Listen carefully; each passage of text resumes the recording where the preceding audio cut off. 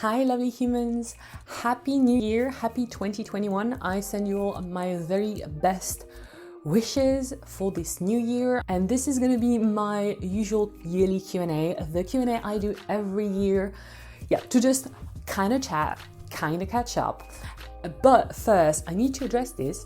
Thank you so much guys for 1,000 subscribers. Like, this is insane. I'm hitting like 1,000 subscribers like right now as I'm filming this, and oh my god, I'm so happy about it. Je sais que j'ai beaucoup de nouveaux abonnés dû à ma vidéo sur Sciences Po. Merci beaucoup de vous être abonné à cette chaîne. Si vous attendez cette vidéo qu'elle soit la FAQ Sciences Po, non, la FAQ Sciences Po viendra plus tard. Ceci est une FAQ plus générale. J'espère quand même que vous la regarderez et que vous l'aimerez. Dans tous les cas, merci beaucoup pour tout votre soutien sur ma dernière vidéo. Without further ado, I'll just get into the Q&A. As usual, I will answer the question in the language I receive it. So it will be mostly video in English, but there will be some French here and there, as you've already gathered. As always, I've tried to organize the questions in categories. So we will have general travel question, we will have some China related questions, we will have some relationship question, and we'll have other personal question. So first, let's start with the travel ones. Most interesting people you've met traveling. Okay, that would be a hard question because I have met so many amazing, interesting people. I feel like just usually people I didn't talk to were just interesting to me. Hearing them talk, seeing how they lived all around the world is always interesting.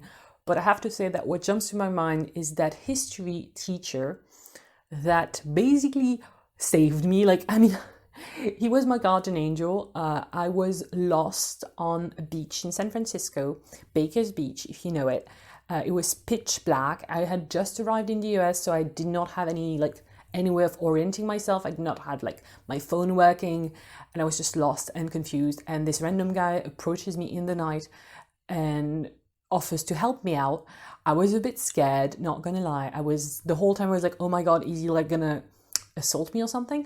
But no, he just told me a bunch of history stuff and kind of helped me found my way back and waited for my bus back with me. And yeah, it was just adorable all around.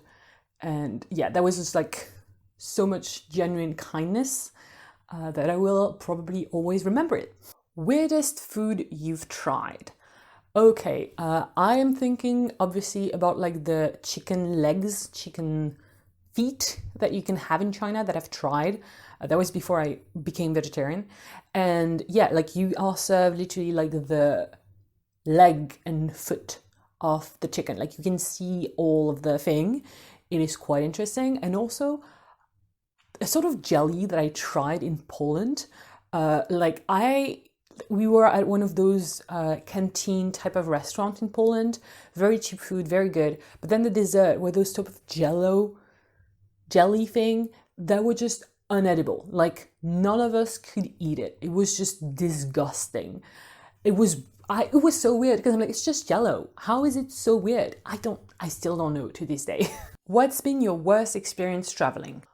I mean, I made a whole video about my fiasco hiking Emei Shan in China. That was bad. I made a whole video about it. It was just a nightmare hiking in the winter, everything goes wrong type of thing. But is there anything else?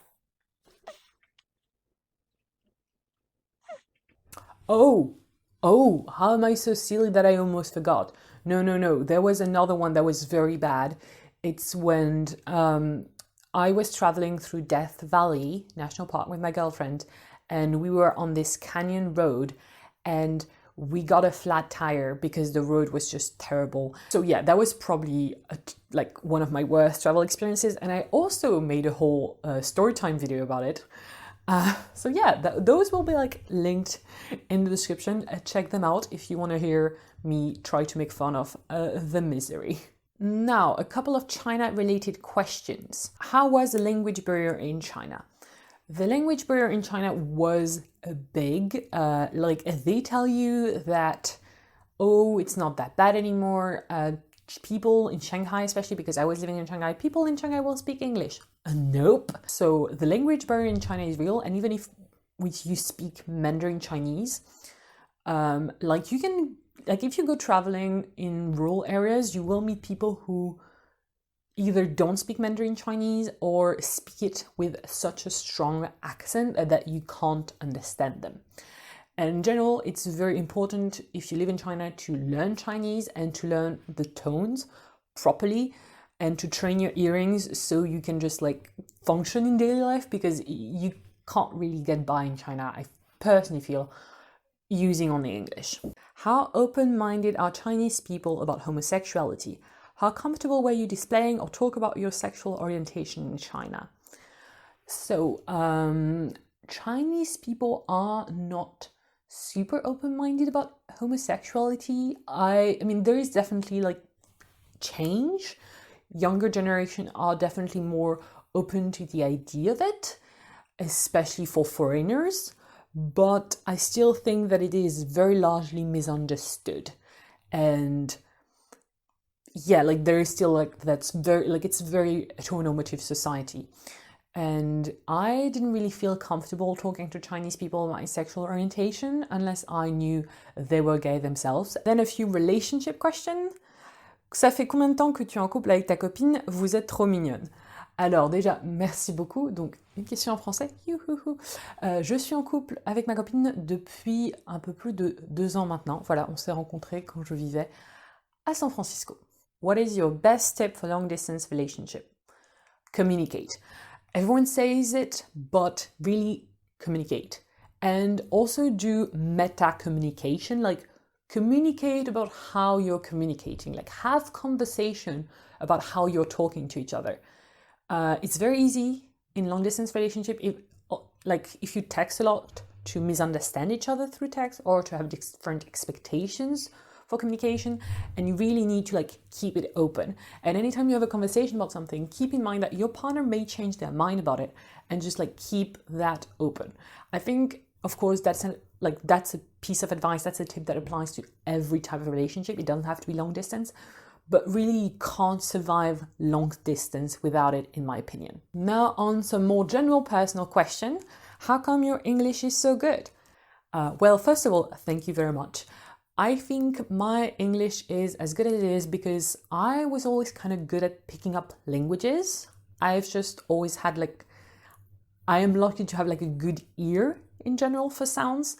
And then I really worked on it. I really worked on it, and I did an internship in San Francisco and I did an internship in London, and I have a girlfriend that I speak English with every single day. So that's also like a thing that has definitely improved my general level. But yeah, that's how I got my English. I also have a whole video. J'ai une vidéo entière en français sur comment améliorer son anglais. Si ça vous intéresse, ça fera un autre lien dans la description. Ah alors, une autre question en français.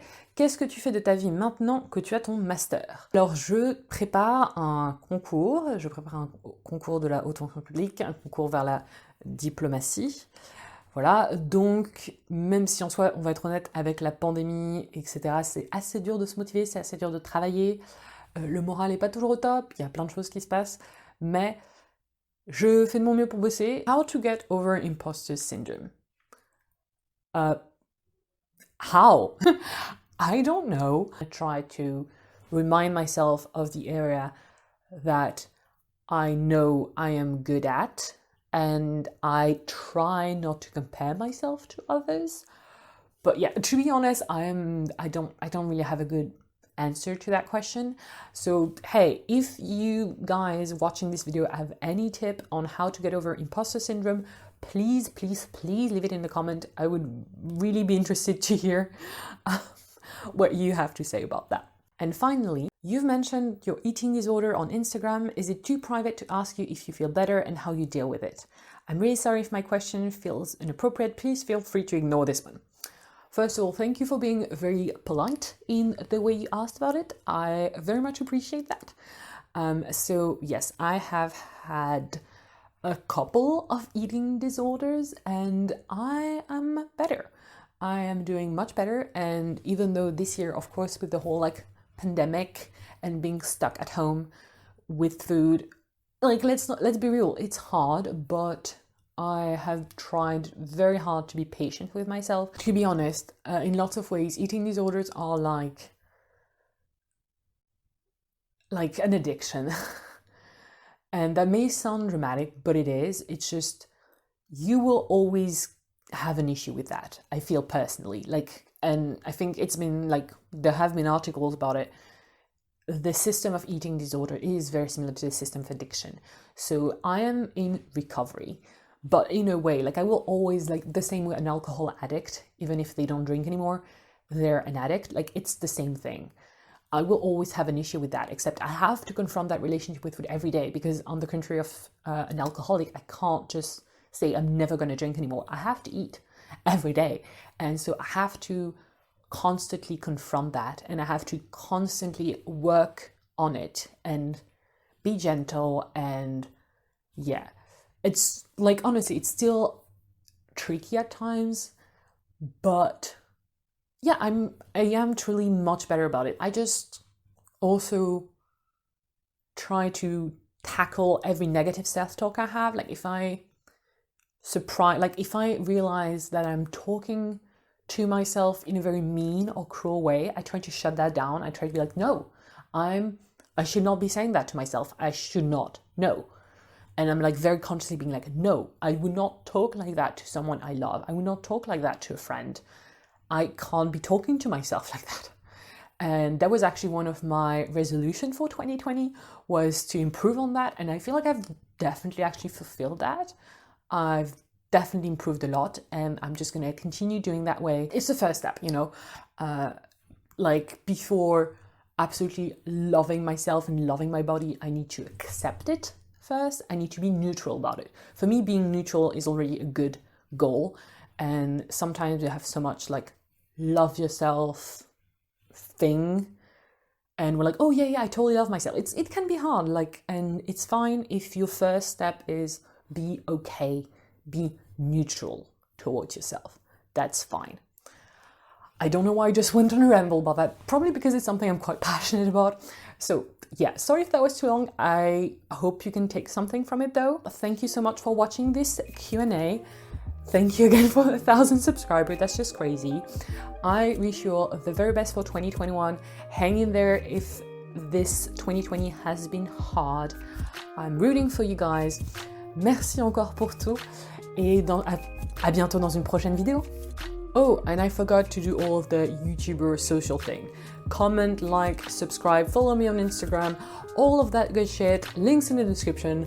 Blah, blah, blah. Forgot to do that. Bye.